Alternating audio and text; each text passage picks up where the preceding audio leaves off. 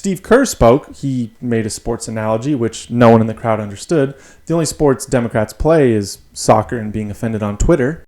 Ladies and gentlemen, The Semi-Daily Night Show with Gary TV, your host, Gary. Tonight's ceremonial first pitch. And please welcome the President of the United States. We did it, Joe.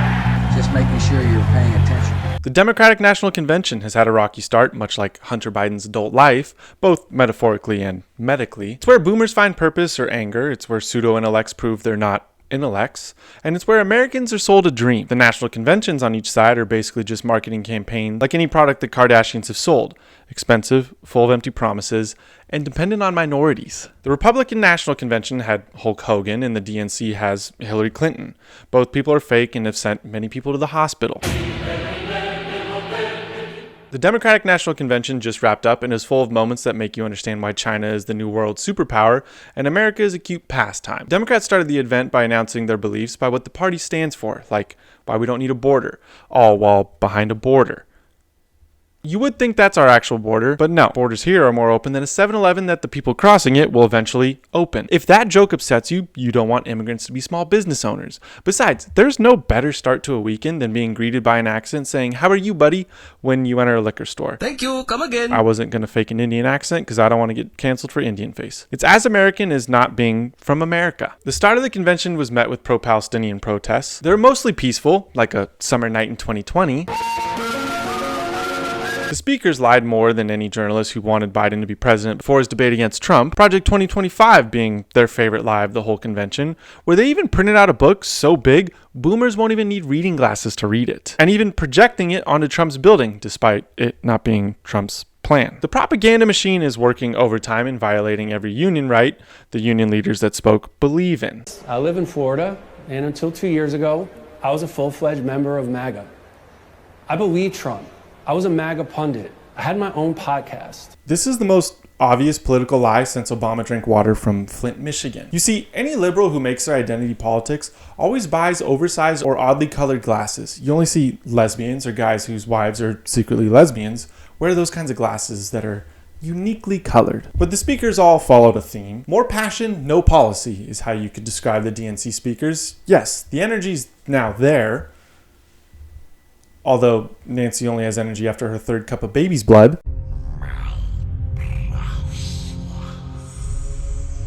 And speaking of the person that perfects more energy and no policy, AOC. 6 years ago, I was taking omelet orders. Then get back in the kitchen. Oh, f***. Okay, people are going to think I'm sexist. That wasn't a sexist comment. It's not because she's a woman. I think she could help the world more if she just made omelets instead of shaking like Michael J. Fox when she speaks. Steve Kerr spoke. He made a sports analogy, which no one in the crowd understood.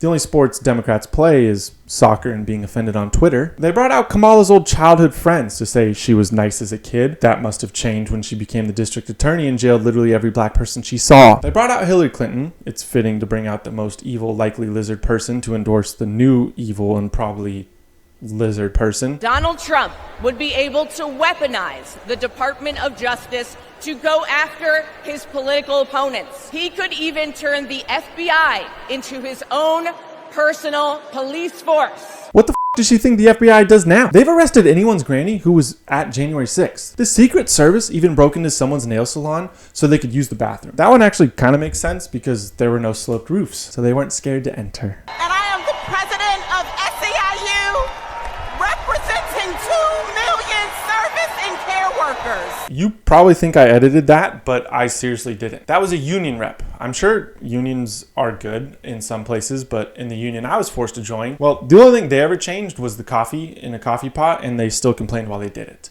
And I would pay a union fee to never hear that voice again. Every speaker that came out made sure to keep up the energy. It was their whole theme. Where was the energy a month ago when you all said your corpse in chief wasn't going to drop out? Energy was a slur in the campaign when Biden was president. And now they're saying they must defend democracy by forcing their candidate to resign and appointing Kamala as their candidate. The same party that forced Bernie out of the election in 2016. For a party so focused on giving people the right to choose, they sure don't like the people to choose their candidates. If there's a war on weird, then the front line would be here with the states. New Jersey. Jersey. How do you cast your vote? We're from Jersey, baby. We care about protecting women's rights. Women's rights? Why didn't you stop that? You psycho! Ron sure didn't respect women's rights. They're talking about relationships. My sneakers are dirty. That was funny, but hold up, it gets worse. Pronouns she, her, hers. Turn the page on Trump. Thank you. What the f*** did that they even say? But the best part of New Jersey's acceptance speech was... I'm Leroy.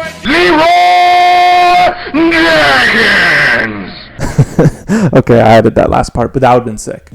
California was also present. The great state of California passes at this time. That is the most California politics thing ever. Talk about change and then never do anything. I knew California failed when I was chased by the cops for riding my motorcycle in the hills when I was 15. 15. Apparently I'm still 15. I would leave, but have you been to the other states? They physically stink, and not metaphorically. I mean, all the women in other nearby states don't shave their armpits, nor do they wear deodorant. Oh, Gary, go to Texas. And do what? Swim in a river that homeless people shit in? I can do that here in the ocean. I have hobbies outside. You know what Texas doesn't have? An outside that isn't 110 degrees. But when California's dictator showed up, Gavin Newsom, they all voted in favor of Kamala Harris. Is that Mrs. Potato Head? Also, why does this speaker dude sound like someone from South Park? Georgia, how do you cast your vote? Ladies and gentlemen, we are here tonight to officially nominate Kamala Harris for president. Bob, get loud, another round of shots. DNC, turn out for what? That VP Harris. Skeet Harris. Okay, I can't make a joke about Kamala's past because the last time I did that, I got in trouble. But turned down for what? That song is for liberals who will preach diversity is good but want to increase the cost of their country club. Also, it's hilarious a rapper who evaded taxes is celebrating a cop who plans to raise taxes. But that's what happens when you're an artist who hasn't evolved since white dudes wore do-rags. You know what I'm saying? Everybody walking on the face of the earth trying to judge the J-Rock. You know what I'm saying? See what I'm saying? But I ain't shook. Alabama was there, and Alabama showed us it has the IQ level of anyone in Alabama. How do you cast your vote?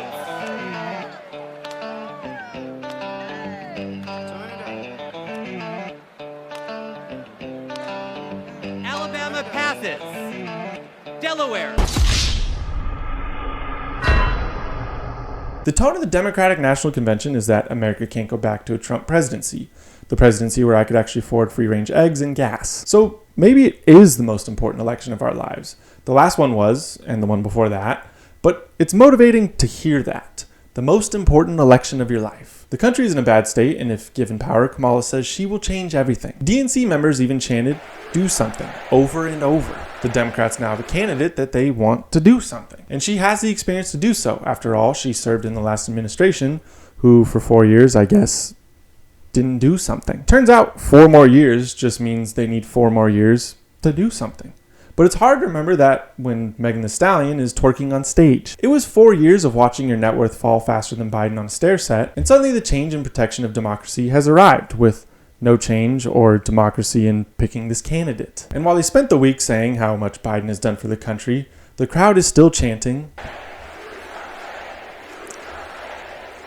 and they think Kamala will do something because it's the most important election of our lives. If we're chanting for a candidate to do something, then nothing's been done. But the past doesn't matter, and only the future does, especially when this is the most important election of our lives.